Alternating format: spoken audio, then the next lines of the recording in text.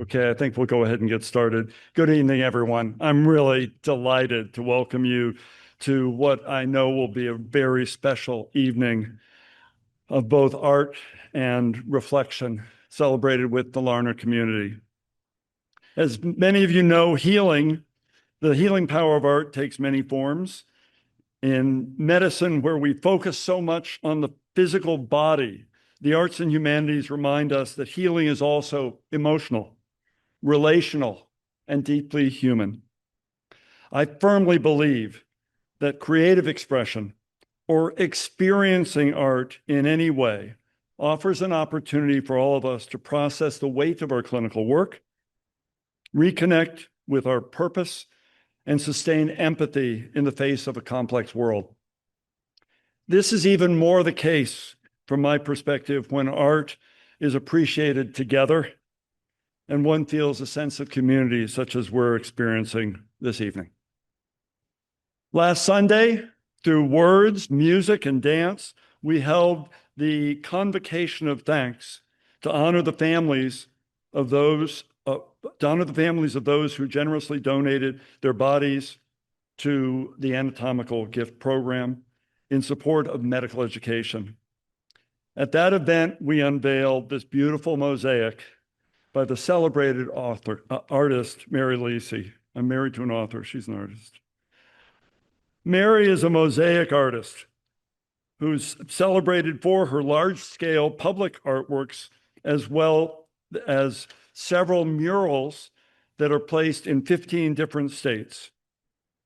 Though large in scale, her works are often quite subtle, striking a rare balance between playfulness and grace, loudness and quiet, geometry and organic. In the last several years, she's been spending time in the studio exploring a more personal subject matter, looking inward at the beauty, strength, and fragility of the human body as she's assessed it from being a patient as well as an artist. Her relationship to art has a direct relationship to health. From community murals to intimate explorations of the human body, Mary's work consistently positions art as an integral part of health and the healthcare workforce. To tell you a little bit more about the process of this evening, in a moment I get to bring to the lectern Dr. Margaret Vizard, whose leadership efforts and compassion were instrumental in making this evening possible. Dr. Vizard serves as Vice Chair of Education and Vice Chair of Basic Clinical and Translational Research in the Department of Neurological Sciences at our Larner College of Medicine. In these roles, she provides leadership for the department's educational programs across undergraduate, graduate, medical, and residency training, while also overseeing a broad and active research portfolio of her own. In her role as Vice Chair of Education, she's overseen the Anatomical gift program for 13 years.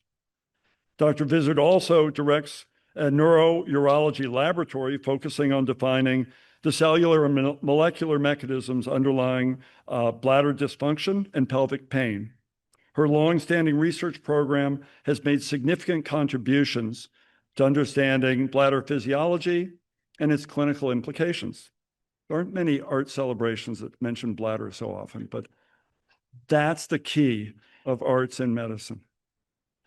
Dr. Vizard also serves as course director for a course entitled Being a Scientist, Responsible Conduct in Biomedical Research. This course is designed to enhance trainees' understanding of the ethical and regulatory standards in biomedical science. I've had the privilege of speaking to her class for the last 5 years or so on the topic of professionalism, and I've seen firsthand her education leadership. Please join me now in welcoming Dr. Vizard.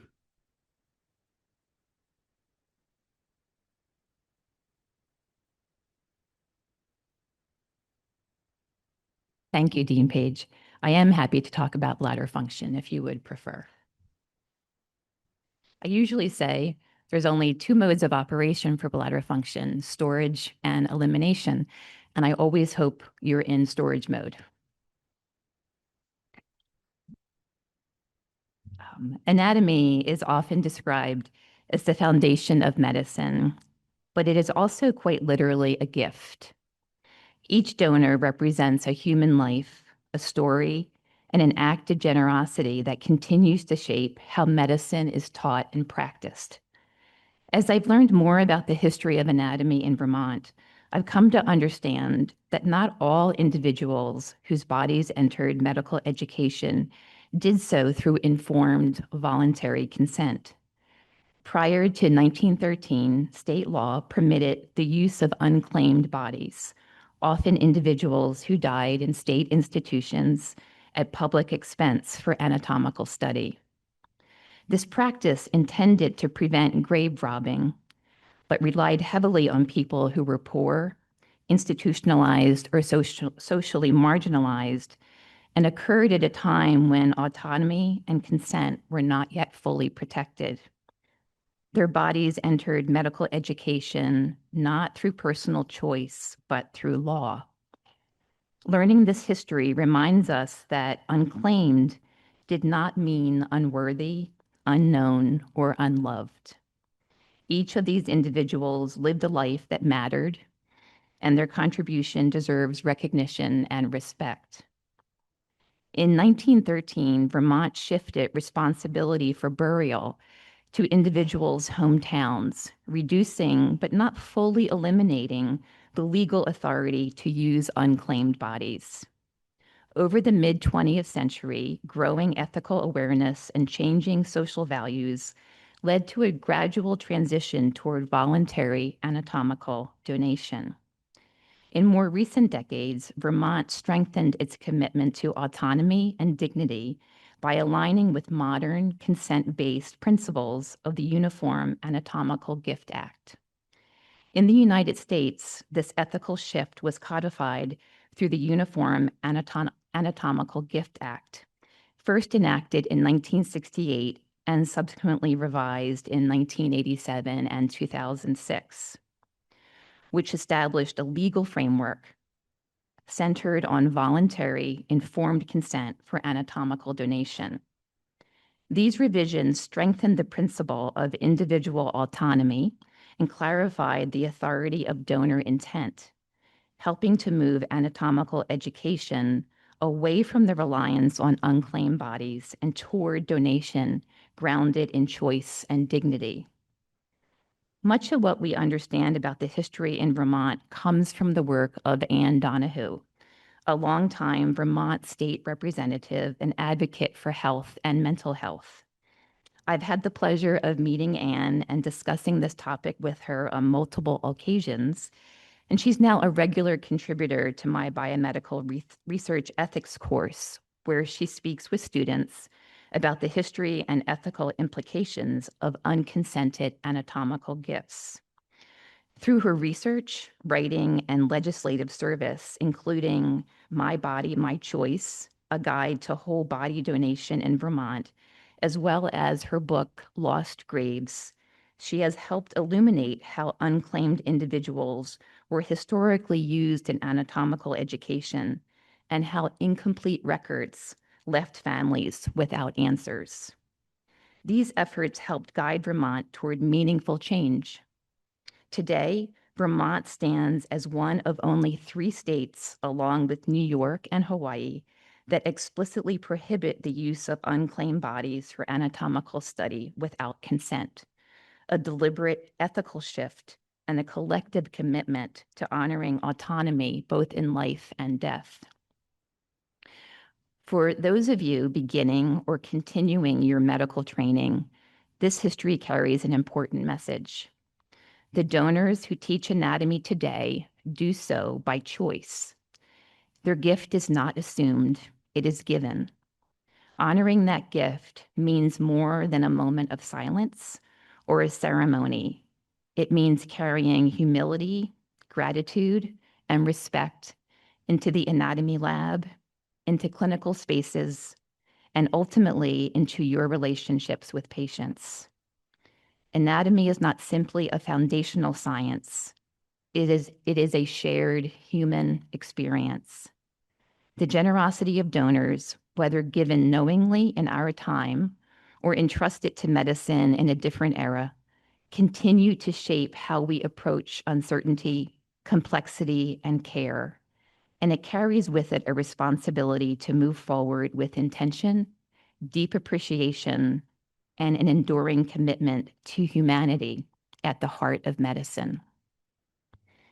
And with that, I welcome back Dean Page to the podium.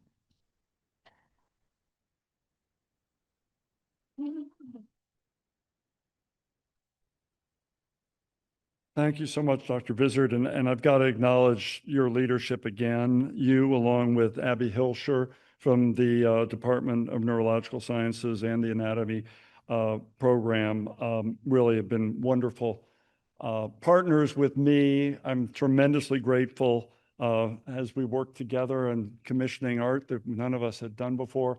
And please stand up one more time. And Abby, if you're here, there you are. Give them a round of applause, please.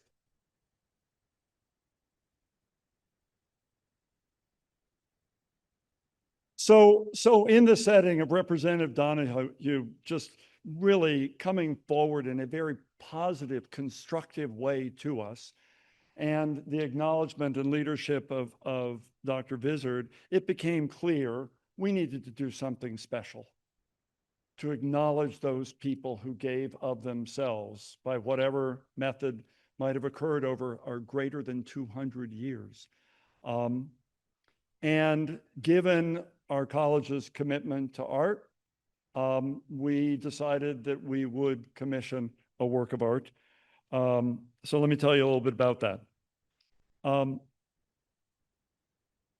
Thanks to the generosity of a physician and friend of mine, and now our college, Dr. David Coleman, we went to our college's favorite artist. You can see from the last time you were here, Mary, to commission a commemorative piece of art that reflects the values at the heart of the Anatomical Gift Program. From the very beginning, Mary approached this work with remarkable care and intention. She spent time learning about the program, asking thoughtful questions, and listening closely to the stories and experiences shared by our faculty and staff. She even visited the anatomy lab to better understand the intimate relationship between the donor and the students. Her goal, which she has clearly surpassed, was to create a piece that captures the humanity, dignity, and lived experience of our donors. This artwork, named Willow Tree, was created to symbolize many things at once: the changing nature of life, the memories we hold of our loved ones, and the sense of loss that accompanies their passing. It also represents new beginnings, the knowledge gained, and the humanistic approach to the practice of medicine and research that's shaped by the lasting impact of a donor's gift. In this way, the artwork stands for both a tribute and a reminder that our donors continue teaching long after their lifetimes, and that we in turn carry their legacy forward in how we educate and how we care for others. Mary's piece invites all who encounter it to pause and reflect and even interact with it by laying hands on the mosaic itself. This artwork acknowledges not only those who knowingly chose to donate, but also those individuals who came to our program decades or even centuries ago. Without the protections that we have in place now as they had back then, it honors their lives fully and affirms our responsibility to recognize their contributions with the respect they deserve. Tonight's event would not be possible if it weren't for the recently appointed Arts at Larner Committee. In forming this group, which is made up of faculty, staff, and students, I hope they will provide a foundation for ongoing events that emphasize the importance of arts in science, medicine, and here at Larner. This committee will help us celebrate and promote the essential role that art and the humanities play in medical education, clinical practice, and the broader healthcare environment, as well as biomedical research. We envision, and the committee envisions, several events each year that will bring our community together. This is the first one of those events tonight. Leading the committee are Natalie Feldman and Andrea Green, two retiring but not leaving faculty members. Natalie and Andrea, would you please stand and be acknowledged?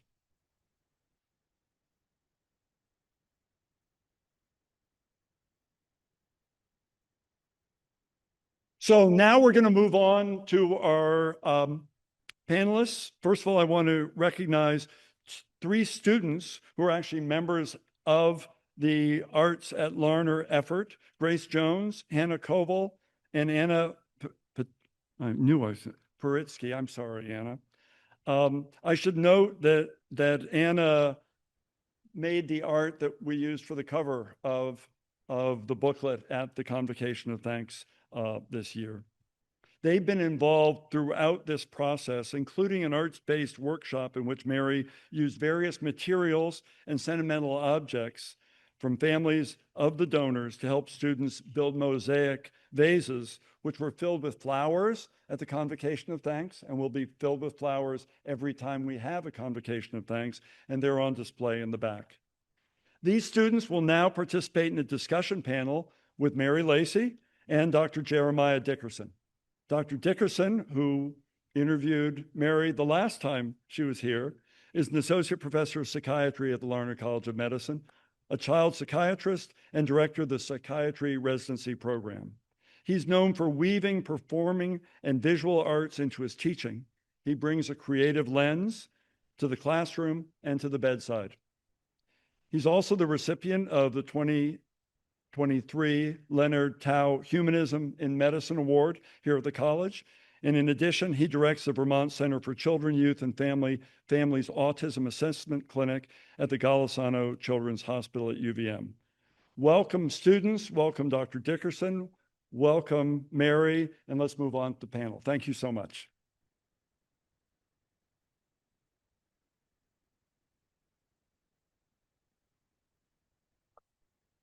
All right. Can everyone hear me okay? Think, right? Fantastic. Yeah, you guys can come up and have a seat. And I think before we start the student panel, I'd love to engage us all in sort of taking a closer look at Mary's piece. Thinking about how art really invites community, how art really can foster a sense of wholeness amongst the group. I want to take a few minutes and propose a question to you all. What do you see here? And anyone can respond. I think we have a mic. Excellent. Want to use this one?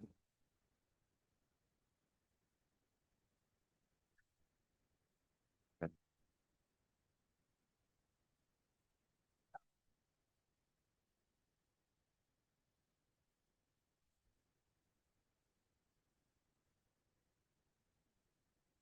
I'm a little far away, so I can't Sure. really see closely, but I see gorgeous colors. I love the colors. Gorgeous colors. Yeah. So your eye is drawn to the color of the piece. Dr. Gibson. I see a lot of light and reflections of ourselves also, I think, in the pieces there. Yeah, there's a reflective quality. I really, really like the occasional goose. I think there's one down at the bottom. There's more. There's more geese. I'm sorry, gooses, geese. There's lots of geese. No, it's whimsical on top of all that beauty. It's great. Yeah, I actually, looking at the geese above on the right side, it looks like they're flying away. And I took that to mean something about mourning, maybe, or loss and grieving. Thank you.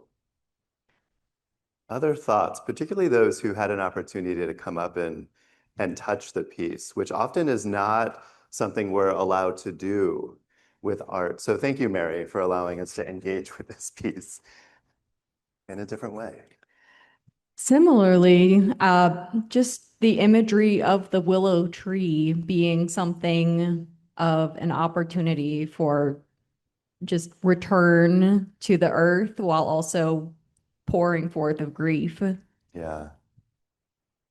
We're going to chat more about the metaphor of the willow tree. That's what I was going to talk about, the willow tree as well. The willow tree is its growth in tough times, its strength. It's, and I can see the movement in this piece, both with the light and it seems to almost be moving, but the trunk is strong, and it can blow and blow and blow and it's still there. So I think it's beautiful. And I also want to second, I'm a raccoon. I want to go up there and touch it. So I really appreciate the fact we're allowed to do that. I really love the individual pieces from the donors and families, everyone who I've seen get up close comments on the earrings, the cameo brooch. And I had the honor of being at the Convocation of Thanks 2 Sundays ago and seeing families identify the pieces they had given to create. The art was so meaningful, Yeah. that they could pick out the pieces they had donated. Thank you. Before I knew the name of the piece, I was born and raised in Vermont, and the color and the outline made me think of the Green Mountains. So when I look at it, I see Green Mountains. I'm curious what others think about, there's no signage here. We were told that it's a willow tree. But if you were to encounter this piece, what comes to mind thinking about the shape, the texture, the light, the color, your own sort of interpretation, if you will? And does it matter? Right behind you. I think you could interpret this as kind of restructuring of like the earth as a whole, because there's the browns, there's a little bit of blues, and then it's mostly green. Thinking about, returning to the earth, not just the trees, but kind of everything, the whole world. Yeah, thank you.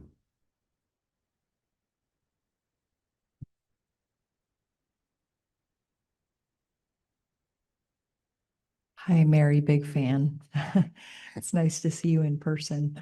For me, it kind of strikes me as like a crystal palace, botanical garden, indoor botanical garden, and just myriad reflections, different size windows, different perspectives.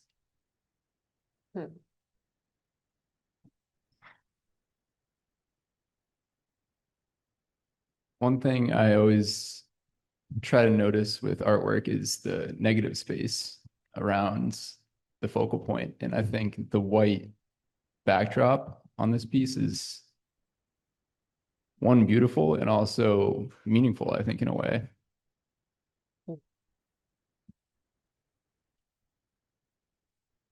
Sorry to speak again about the birds, but I have another bird-related comment. I actually think that the birds on the left almost remind me of like, Noah's Ark, the bird comes and it's like a harbinger of like peace and like after the storm almost like, so it's almost like hope, I think. Thank you.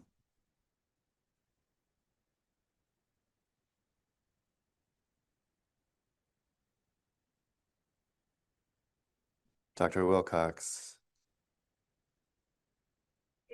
Maybe it's because I grew up in the Midwest with a lot of willow trees. It seems like a safe space. Like there's almost, you can hide under it, or maybe hide isn't right, but you can feel safe and secure underneath all those branches. Yeah, the notion of security. Yes. I want to take this one step further and ask, how do folks feel looking at this, taking it in? What words might come to mind thinking about your own, again, experience of sitting, looking, feeling this piece?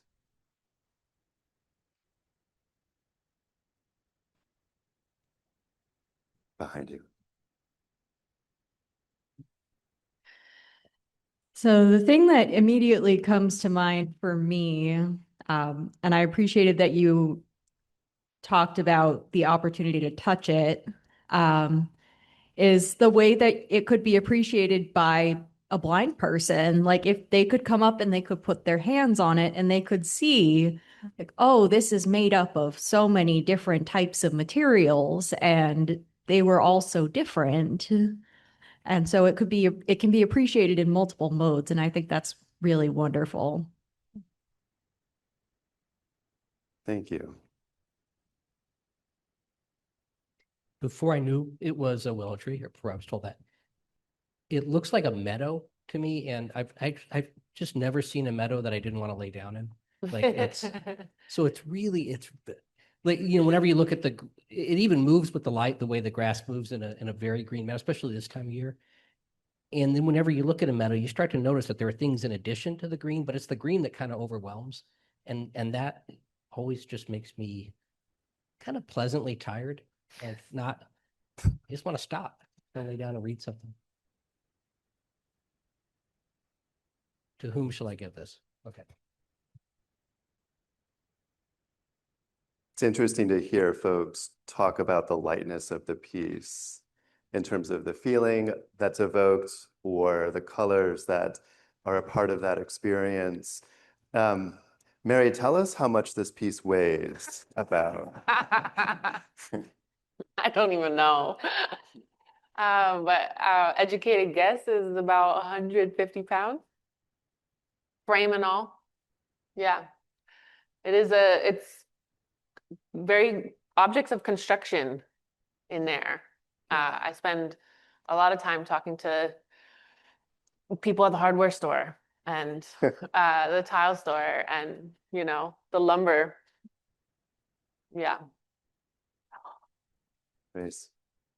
This isn't so much about what I see, but having known what it is, it now to me means like unity almost. And like, you know, they say it takes a village to raise a kid, but like in medical education, it takes a lot of input to make a doctor. And like all those pieces coming together to support our education, I feel that in that piece of art. That makes a great segue to the student panel. Thank you for that. I'm gonna have a seat.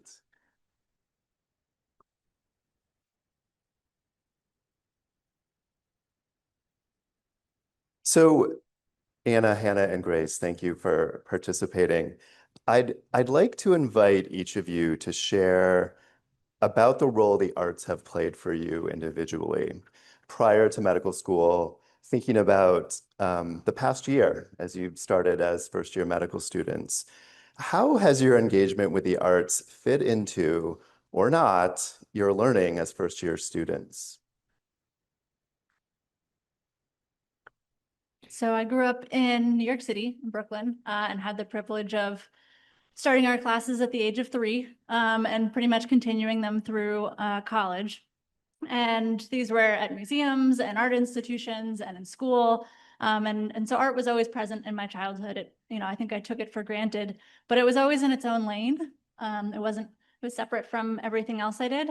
And it wasn't until after college that kind of became an issue because I was busy figuring out how to be an adult, find a job, housing, and the lane of art kind of veered off to the side. And so it's been somewhat absent from my life for the last 8 or 9 years. And the last few years, I've been thinking, you know, I should find a way to incorporate this back into my life, and decided that med school was a great time to take an art class because I had a lot of free time. So this past winter, I signed up for a screen printing course at Burlington City Arts and went into it thinking, you know, this will be a great opportunity to step away from school, from medicine, really explore other parts of myself. And I got to class and started making art about medicine. And it was a simple but startling realization that my identity as an artist and my identity as a scientist and future physician don't have to be separate. They can, and in fact, they might both be improved by combining them and intertwining those parts of my life. Thank you. Yeah, so I started playing the cello when I was about 12, and although I haven't engaged in the visual arts as much, music has been a constant throughout my life and it's provided opportunities for engagement with many different communities, and the arts itself has been community. I was also homeschooled for a really long time, so music and dance were activities that allowed me to engage with, other people my age. And coming to medical school, I was nervous about how I would be able to incorporate, continuing to engage in the arts, especially music, because I really enjoy it. And I was able to play music at the hospital, and that was one of my first experiences in a clinical setting, actually as a medical student.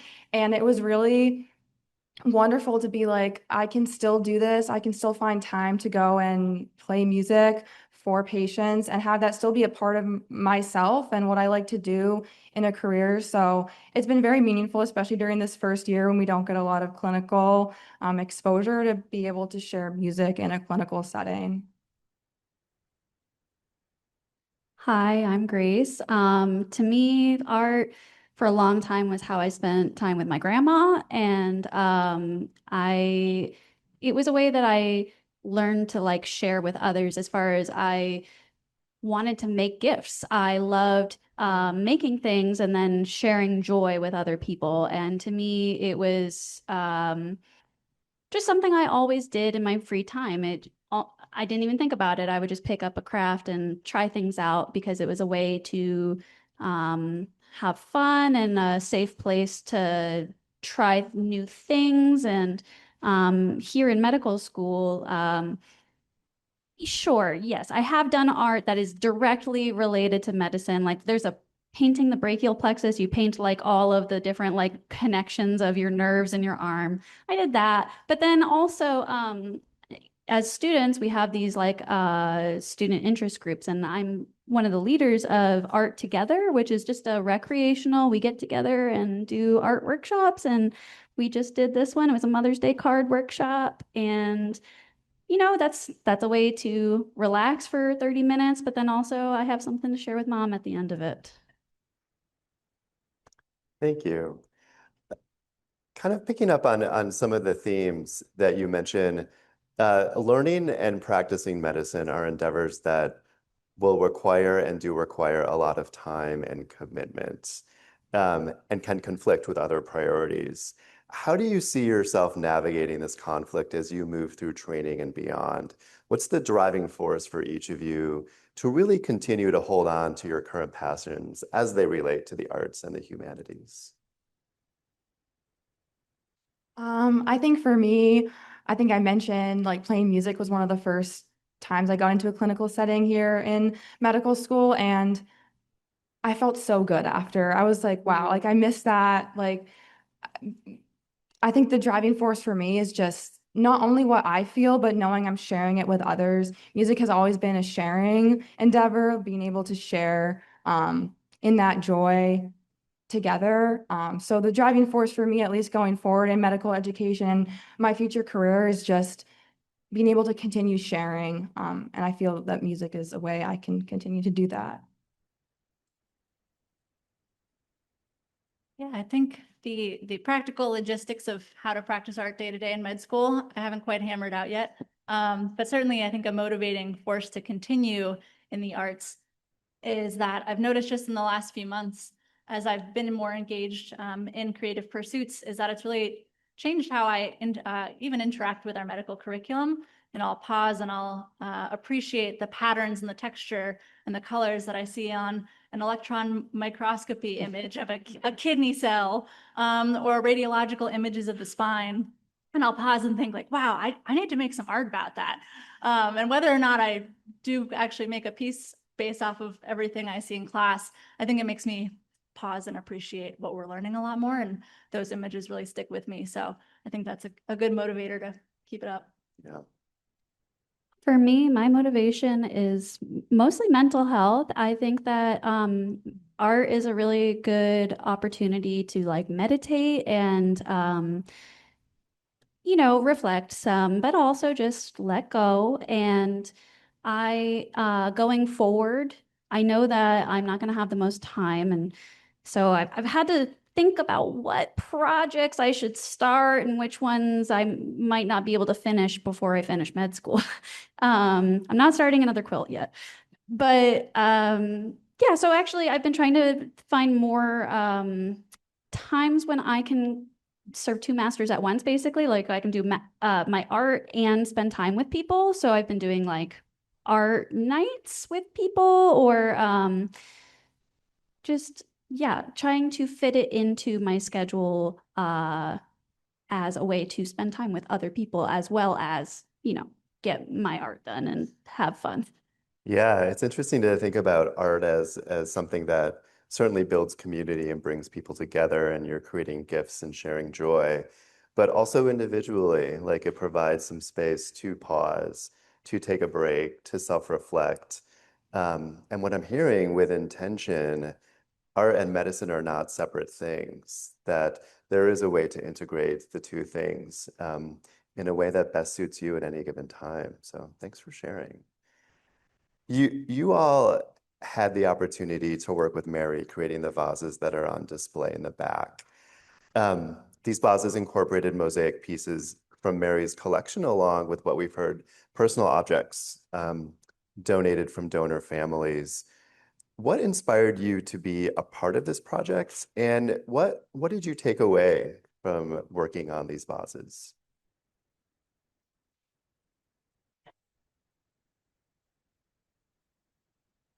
So I really wanted to try something new, and I'm like a sensory seeking person, I guess. Like I like trying new things, and especially that this was a physical craft. I was so interested in getting hands-on, and I actually told this story to you guys.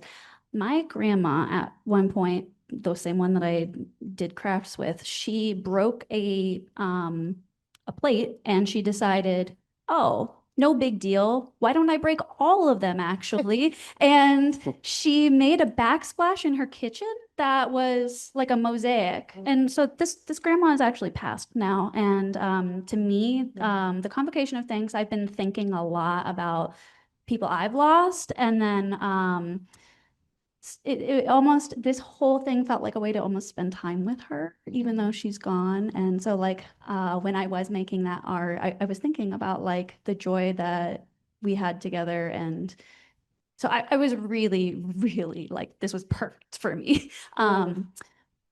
Yeah. But it of course like meant a lot to me for other reasons too. Like as somebody who has benefited from the anatomical donor program, I wanted to give back in a way, or like it, I don't know if this is exactly giving back, but I wanted to participate and be involved, I guess. Yeah, honoring the gift. Yes. Yeah.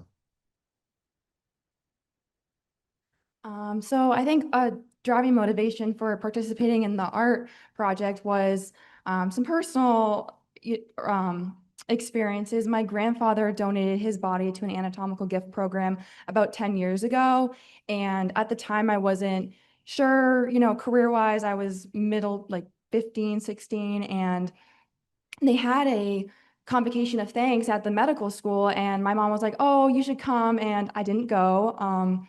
Mostly because at the time I didn't really understand like what that meant, and didn't really want to grieve that again. And almost 10 years later, this was an opportunity to kind of like process that emotionally and kind of reflect on going from a family member who had someone who donated their body, and then to the medical student side had benefited so much from the generous gifts of the donors. So it was kind of a full circle moment, and being able to just like use my hands to do something completely new was wonderful. Like the grout was my favorite part. So just being able to like just put that on and be messy and feel things that like I honestly hadn't thought about in 10 years. I mean, my grandfather, we shared a birthday, my twin sister, together. It was a very, very meaningful opportunity to engage, and we have such beautiful vases to look at. Yeah. So.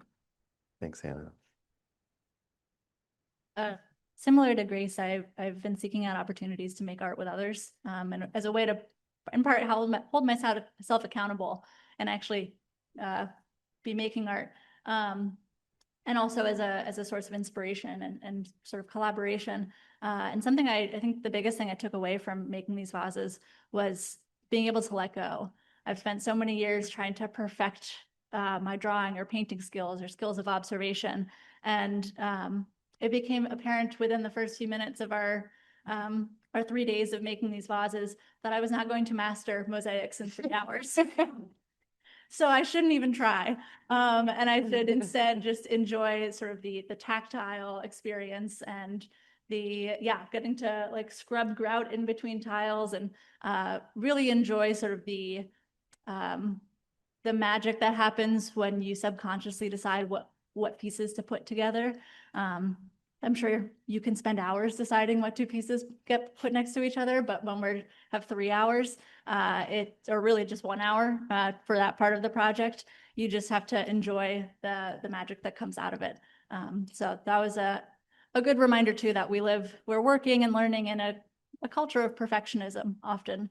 And I know many peers when this opportunity came up who were like, oh, I can't do that. I don't know how to make art.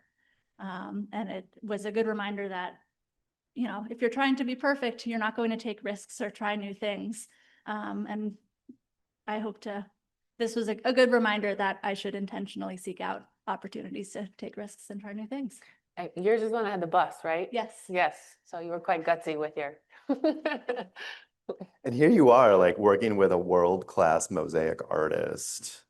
I'm curious how that was. Like, what was Mary's teaching style? I'm pretty sure one of the first things I heard Mary say was get in there. Yeah. And Mary told us this story about having to work on a time crunch and just like getting it all on the page. And she was like, we're going to be doing that. I need you guys to just like let go and go. And we did that, and it felt really great. And she encouraged us to take risks but also to, I don't know, like there was a balance between like, yes, like we're going to make something beautiful. Like I'm a world-class artist, of course. We're going to make something beautiful with her, but also to let go and let the imperfections happen.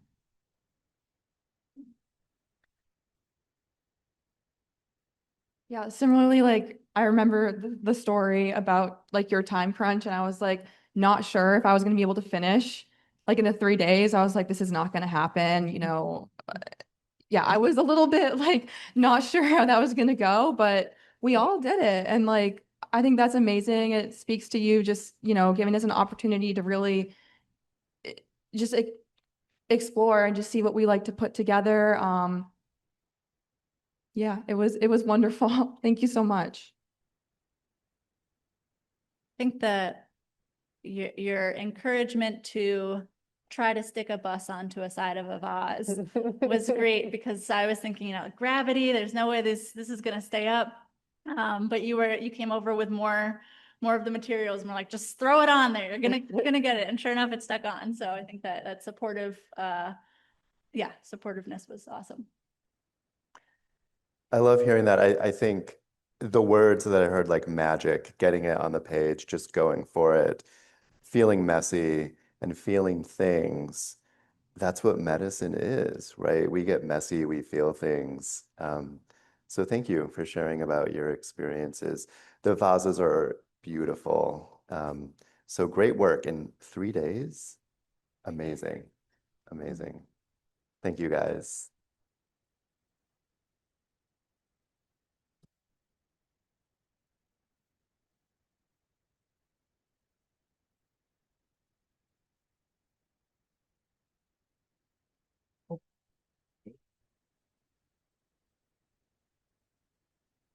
That was really cool to hear from you guys. Thank you.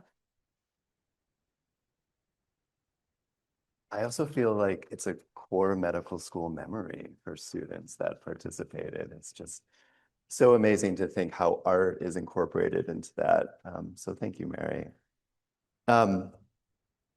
So we have some time for me to ask Mary some questions. And Thank you, Mary, for joining us and being part of this larger celebration of both professionalism, but also the arts at Larner. And as Dean Page said, this is an initiative that aims to honor the role of the arts and the humanities as they relate to medical education, our clinical work, healing, and building community. And for me, engagement in the humanities really compels a slowing down. It forces attention. It creates opportunities for reflection that are often missed in our day-to-day work. And so I'm grateful for the chance to slow down with this piece. It's certainly a gift that I'm taking. And so thank you, Mary, for sharing it with all of us. As part of your process in developing this piece, you had the opportunity to spend time in the anatomy lab, attending 4 dissections along first-year medical students. And this is not an opportunity that a lot of non-medical folks get to do. And for many, the anatomy lab can be intimidating. It can be really fraught with a range of expectations and emotions. What was this like for you, sort of stepping into this space and as an observer? And what did you see? What did you hear? What surprised you? I was going to say, talk about core memories. It's reciprocal here. Yeah, I mean, what stood out to me the most were the students. That was like I think, definitely where I felt safest looking in those first few minutes for sure. But then I just really became completely smitten with their behavior and their just how much they were collaborating with each other. The conversations that they were having, just the compositions of their own bodies.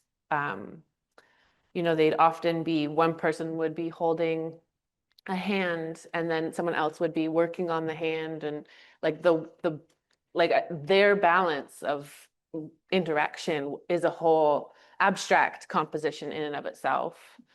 And then, so I was drawing like all of these, more so the students' bodies. And then I also absolutely loved just overhearing the little epiphanies and the little just brilliant moments. So I would write them down just as I was drawing. So I'm going to read a few of them. Do you mind if I move your arm here? Yeah, just be careful. I think this is connected. Look at that color. Make sure I don't lose this, okay? The story of the arteries begins right here. It's crazy how much you can see. Do you want to keep working on this part and I'll clean up this over here? Wow, that's so beautiful. Yours is so different than ours. Oh, so I was wrong. Okay. I'm still very much playing it safe, especially with the fascia. Do you think you can help me orient myself? How lateral should we move this? So I thought that was just so beautiful hearing and for someone who is coming from such a different language, I was a little surprised at how much I could understand, just how human those admissions were. Yeah, I think reflecting on those words and phrases, I can't but help to make a connection between the conversation one might hear in like a museum space, an art studio, or a gallery, thinking about color and beauty and movement. Has this been something that you've thought about, the connection between sort of the lab for learning and the studio for creating? And how might creativity present itself and be a product of the time in the anatomy lab? You really put that connection in my head in that literal way to the studio. So that was really cool. But I do remember having like this, the projects I've been working on recently have been really engaging medical professionals later in their career and hearing so much about what they're going through on a day-to-day, speaking about time. So this was really my first time witnessing students, and just going in at that first year, early in the first year moment was like just this like, wow, these a doctor is just like made from scratch. Like that doesn't happen magically. You guys go through a lot to get there. And so that sense of like, I mean, I know it's not square one, but there was just like, whoa. Yeah, I just acknowledgement of how much work goes into getting where you go. And so I think I related a lot to that. Just starting, the point of starting. Yeah, the process. Yeah. Yeah. There's something really quite personal about learning anatomy, and it can really force us to sort of all reckon with our own mortality, our imperfections, our sense of importance. And needless to say, there's also something quite personal about the decision around donation and engaging loved ones and honoring this decision. After all, it's a gift that deserves to be honored, I think, with really considerable reverence. You had an opportunity to also speak with family members of those who made the anatomical gifts. What came up in those conversations, and how did this inform your thinking about this particular piece? Yeah, those are really valuable parts of the process. I mean, I got to hear a lot about the individual people, and also how their loved ones, I mean, the decision to donate the body was the person who passed. And so then how the people that love them then grapple with that decision as well.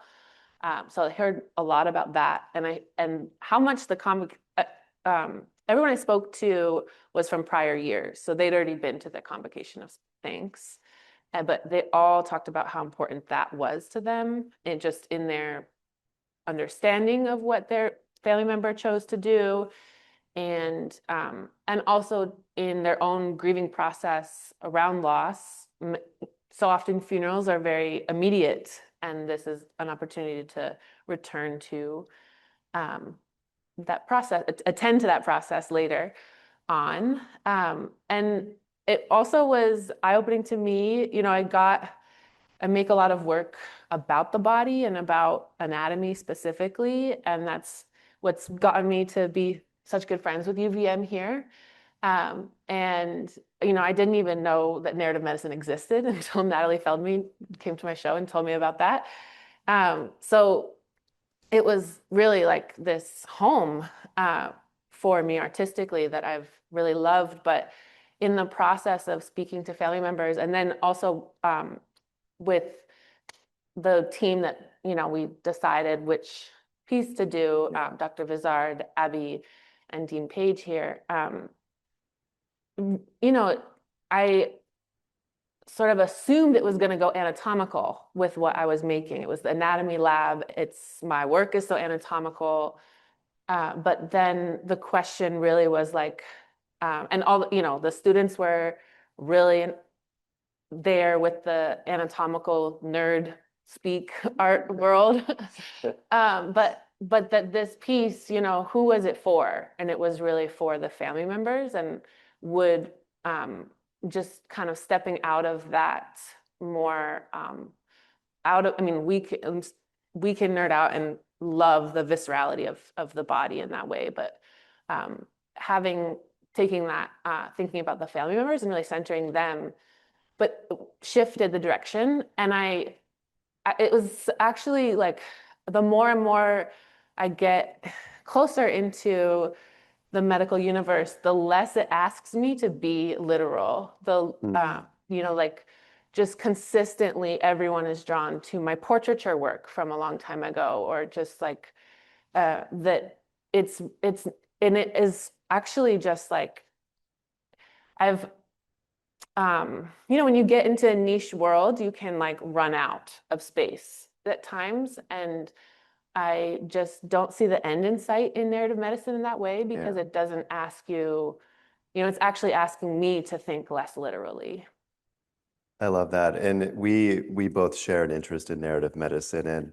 And for those of you that aren't familiar, it's sort of an approach to healthcare that really emphasizes the importance of stories and what happens in the in-between space between the teller and the listener, the creator, the beholder, the patient, the clinician.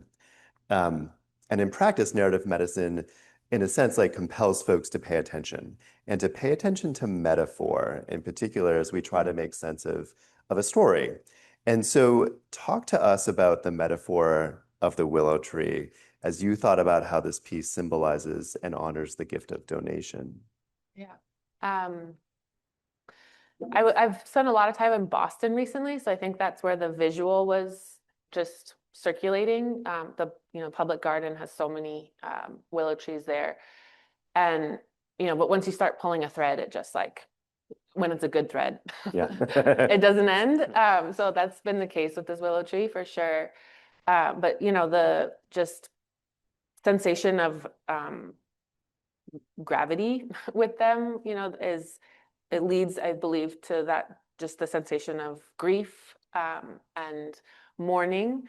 But they are also, ancient and like there's a sense of immortality around them that a tree, especially a willow tree, just outlives many lifetimes, human lifetimes. And there's also, I've learned this kind of scientific origin of this from Dr. Green here, that willow trees, like the roots they do well in swampy areas and wet terrain, and because their roots will suck up all that moisture and help create a sense of place between a land and water in a more like just that you could put a bench and it really becomes like so I loved what someone said about it feeling really secure, and I think that lends well to that. Yeah, I mean, it's literally the space between, thinking about the muddiness and the growth of the tree. I think a lot of us are also struck by the illumination of this piece. Can you tell us how you thought about the colors that you chose? Yeah. I often, green is like, I can't make art without green. It can't. But I often use much more earthy tones of green. And this piece was like, we're going bright, we're going illumination and those lime plates when I first got, like I actually ordered those from eBay. And they arrived and they were just like a shock. At first, I didn't know if they would ever, but they did. It was right, and I wanted it to feel like heavenly, just like really full of reflection, full of like it was being backlit and sort of that glare that can come with that. So both this, there's gravity, and I mean, I was very, I wanted a lot of those vertical lines because of hanging, that sense of gravity and hanging, but I also wanted it to be able to climb the ladder up too, right? In that sense of heavenliness, but also someone mentioned a glass house or something when we were first started talking. I was thinking architecturally, like just the lines of a blueprint or something, that also thinking about the direction upwards and not just down. Yeah, there's a lot of movement in this piece. Again, for it being so heavy, that's really great. I want to come back to the importance of the humanities as they shape professional identity, foster humility. A component of this involves the tolerance of uncertainty. And I think our work in medicine is marked by a lot of unknowns, and the students talked a little bit about this. So you led this workshop to create these vases on display. How was this a lesson in uncertainty for you as you sort of observed and appreciated the students' creative process?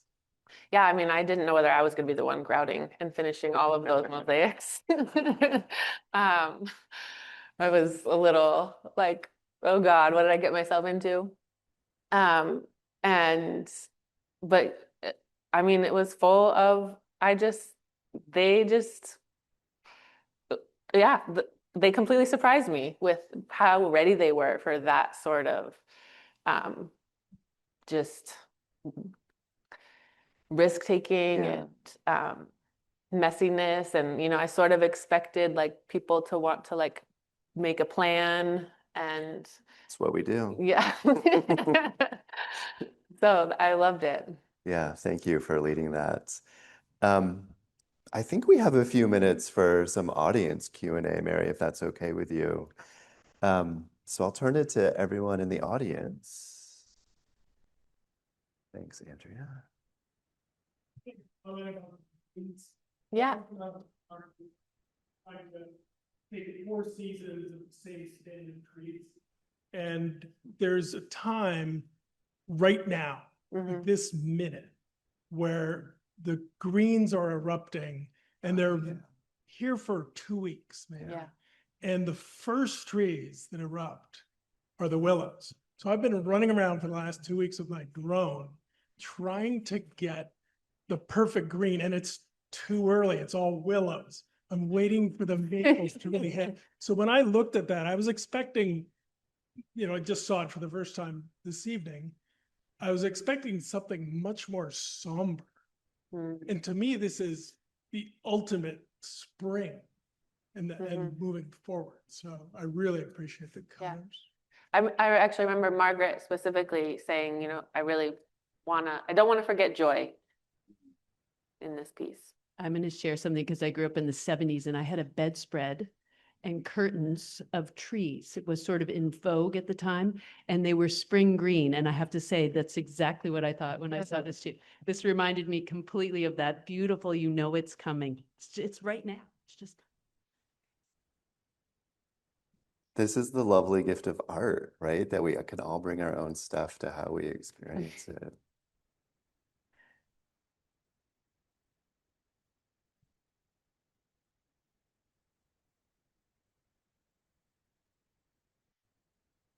So I'd like to ask about your experience in the anatomical lab.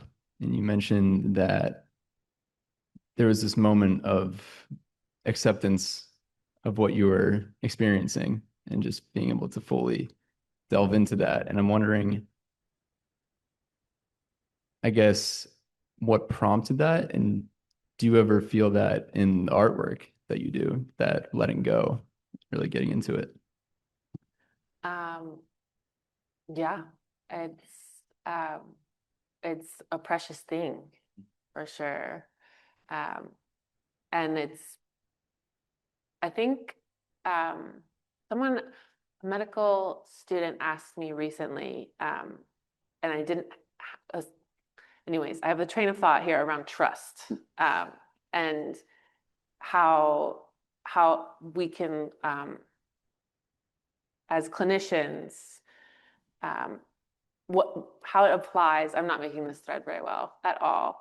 But in the studio, letting go, that moment of acceptance and letting go, and you know, you can follow a thread, and you just like, you're not quite sure, am I on the right path? You know, but I think it requires a lot of self-trust, and I see that connection into the question was, how do you operate under such pressure with your artwork? And I found that fascinating coming from medical professionals. I mean, that's, you know, stakes are much higher there. And I think that that sense of, which is something you have to really develop, you know, that doesn't happen overnight, the ability to trust yourself. I'm speaking as an artist, it's taken me, you know, it's still a battle. But even when you don't find that acceptance, or when that's missing, in that moment, trusting that it is around the corner, right? You can't force it.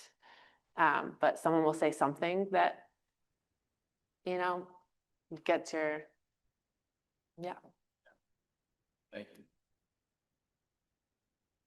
The imposter syndrome just isn't in medicine. It's Yeah. in multiple fields. Yeah.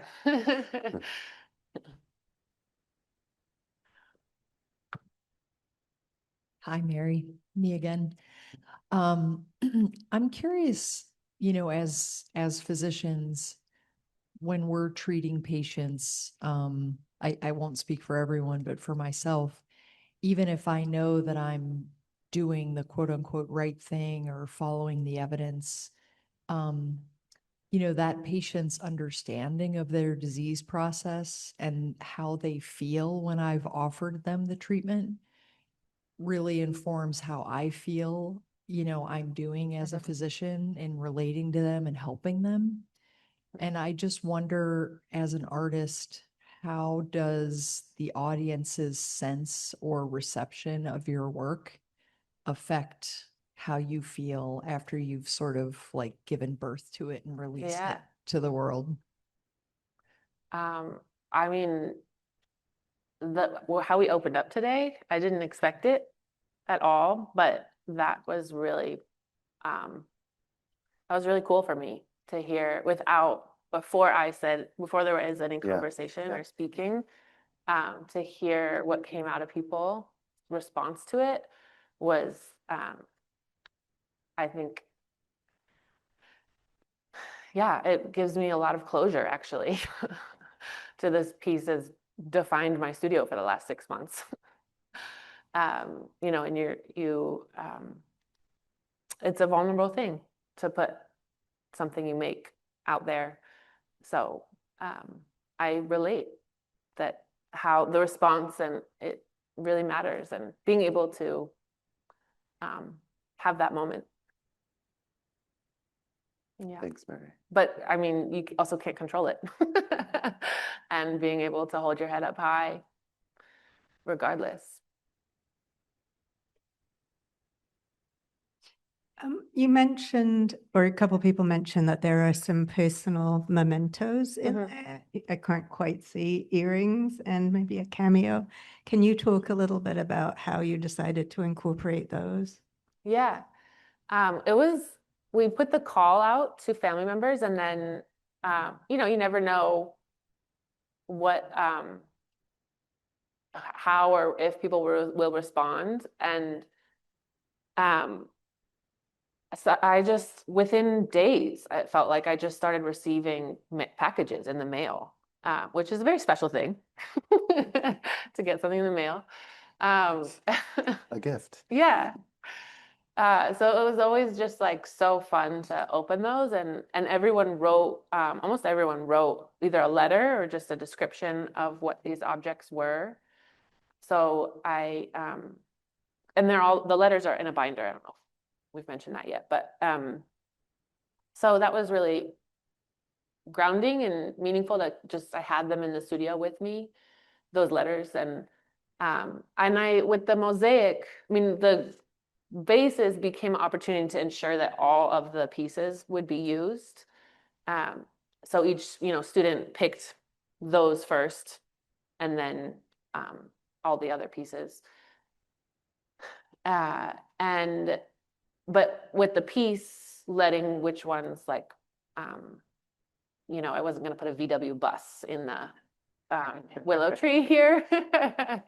So just not forcing, but like really also letting that, talk about not having, this work is definitely stretching my own personal sense of not having a plan around what I make. And those objects were some of the,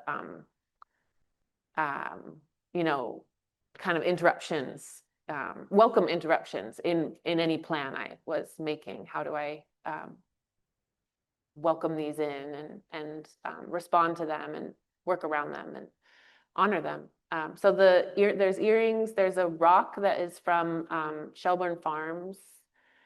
There's a shell from a family trip, couple plates. Yeah, the geese were my own just thematic insertion. I I thought that they would add some movement, and I know that geese are, they mate for life. Companionship is really important in them, in their stories. And so I definitely, I liked the one that had all them flying, and, there's a,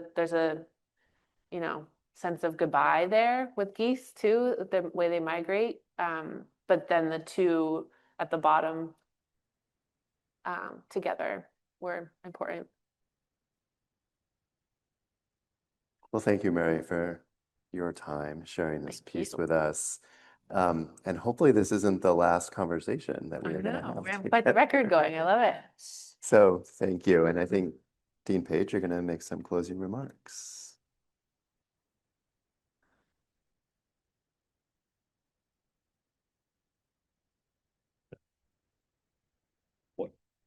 What an amazing evening.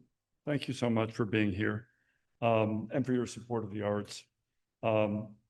It's fitting that we're gathering during Professionalism Week because art and the humanities are integral to developing one's professional identity.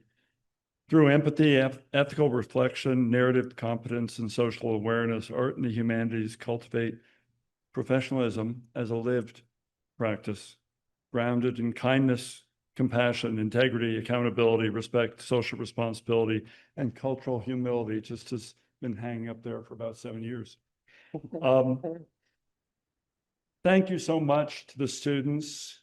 Anna, Hannah, Brace, what a great job. Grace, thank you for letting me put a couple of those tiles in the vase. I was sure I was ruining it. That stressed the heck out of me. But now I'm really proud. I don't know which they are, but a couple of those tiles pieces I got to put in. Thank you, Jeremiah. You're a pro.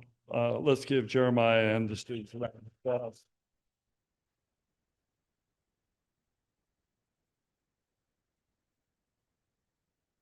And Mary, what a saga this has been. Back to when we first talked about this and actually commissioning. You actually get a contract when you commission someone. Go figure. And then working with Margaret and Abby and myself and talking through things like I want this outlasting all of us, and for people to actually to touch it and feel it. And if we get a stain on it, that's okay, because 200 years from now they'll be looking at that stain and recognizing someone then was interacting with this beautiful tribute to our donors. So thank you from the bottom of my heart and on behalf of the Larner College of Medicine, UVM. You've really made a difference in our lives. Thank you.